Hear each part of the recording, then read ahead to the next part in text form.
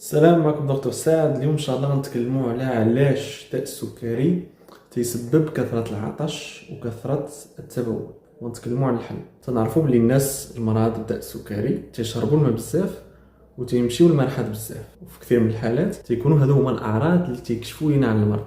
ولكن علاش؟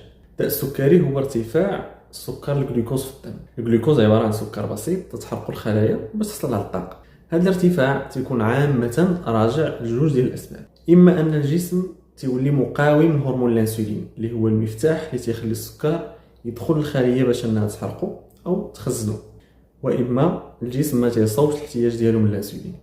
في الحالات بجوج التركيز ديال السكر في الدم تيطلع. السكر في الطبيعه ديالو ايزانوسموتيك ايجنتس، وسموليك ايجنتس في الكيمياء هما العناصر اللي عندها قدره انها تجبد اللي عندها جزيئات الماء. تنستعملوهم في الطب في حالات عديده، مثلا المانيتول في ارتفاع الضغط داخل الدماغ، او اللاكتولوز في حاله القبض تيجر عنده الماء الامعاء بيسهل الترانزيت. الدم ديالنا الدور ديالو هو اولا يوصل الاكسجين والتغذيه للخلايا باش انها تشتغل، وثانيا ياخذ من عندها ما يسمى بالميتابوليك ويست، يعني ثاني اكسيد الكربون والنفايات العضويه. الريه تتخلص من هذاك الكربون والكلوه تتكلف بالشيء الاخر.